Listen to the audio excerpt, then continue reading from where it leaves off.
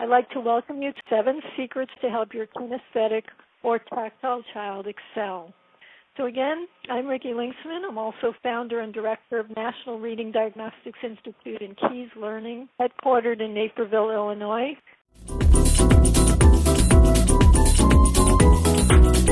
So secret number 3, and this is a frequently asked question.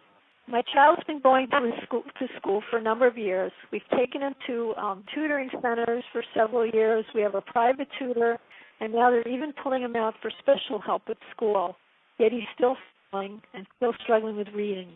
Is it because he's special ed or has ADD or ADHD? Why has all the money we spent on tutoring so far not helped him? What should we do? Well, if you remember, in Secret 3, the gap can be that the student's instruction does not match his or her learning style and brain style or superlink. So, okay, I'm going to ask you about yourself. I want you to think back to when you're learning. When you learn something new, which of these describes how you learn the best? So I'm going to describe 4 situations. I want you to write down choice A, B, C, or D. Try to pick one that describes you the best. Now, this question comes, it's one of many in my Superlink to Accelerated Learning Assessment that helps find the fastest way of learning. So if you feel one applies to you, pick one. If you feel there's 2, pick 2 or 3 or 4. Okay, so do you learn best when you listen to the teacher talking? You can discuss the topics and ask questions, but you're not allowed to look at anything and you're not allowed to take notes or get up. So you're just basically listening and talking. So if that describes you, pick A. B, you have something to look at either on the board or a handout or PowerPoint, book, charts, maps, or graphs, but you're not allowed to write or talk. You're just learning by looking. Choice C, you learn best when you can get out of your seat, move around, play games, do role-playing, do simulations, explore, discover, and move around while learning. Take notes, touch hands on material, make something with your hands, and relate what you're learning to your feelings. So some of you might have picked A, some B, some C, some picked D, some picked A plus B or A plus C or any combination of those or all 3 or all 4. So what this is saying that in any random group of people, everyone learns differently. So what works for one does not work for the other. So think of the power that a parent or teacher has over a child's life. That when you get up in the morning, you have the power to decide whether the child is going to struggle or achieve by the way you present the material. So if we work with our child in a way that's not as fastest, easiest, and best way, will cause him to struggle. He or she may eventually get it, but it may take longer. And with the fast pace that school goes, they don't have time to spend more than one day learning a topic, so they can easily fall behind. So the key is to find each student's fastest way of learning, and this could make a dramatic difference. So I'm going to give you the tips now if your child is truly kinesthetic. Now, I must warn you here, you may think your child is kinesthetic, but if you don't get it right and he's auditory, then it's not going to be accelerating his progress. So it's very critical that you really know the accurate superlink for your child. Similarly, same with tactile child. If you think the child is tactile and you're using tactile methods, it's just not going to work.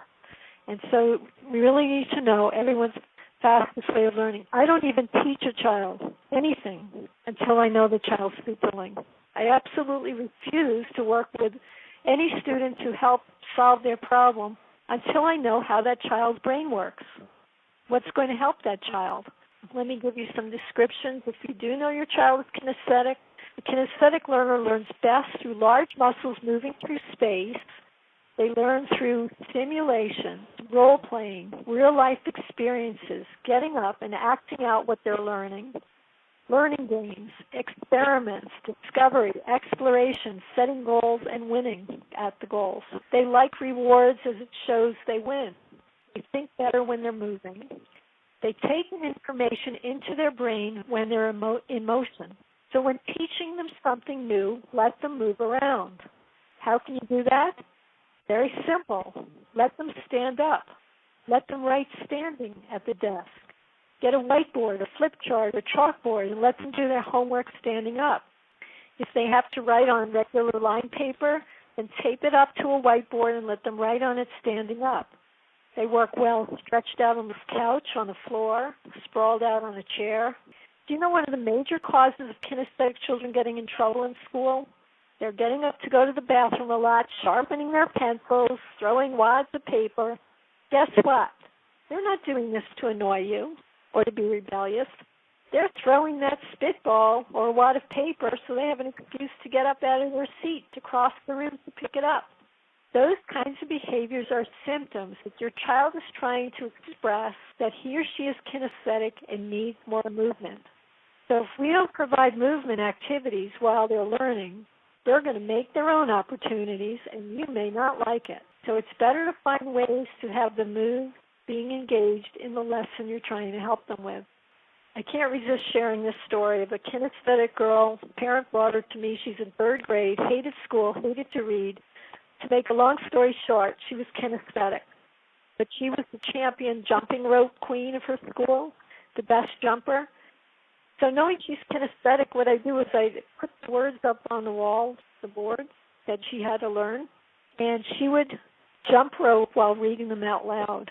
Well, she just loved it, and she learned to read within a few months. She was already at the top of her class. But here's the interesting thing. The teacher told the parent when she was in school and the teacher called on her to read a word, while she's at it, she'd make a little flip of her arms as if jumping rope every time she read a word list. So we finally broke her of that habit, but it did help her to learn her words. So that's an example. So all parents of kinesthetic learners out there who are forcing your children to sit still, just stop it. Stop it right now. You're causing their problem with making them sit still. Let them move. I know this is hard for you to hear this, but they listen better when they're not looking at you, when their eyes are down and not looking into your eyes. So all of you keep trying to get your kids to look in your eyes when you talk to them. If they're kinesthetic, just stop it. They think better when their eyes are not looking at you. So I guess I'm going to have to start a support group for parents of kinesthetic learners, because it's not the kids that have the problem, it's the parents learning to adjust to their kinesthetic children's need to move. Now, what about tactile learners?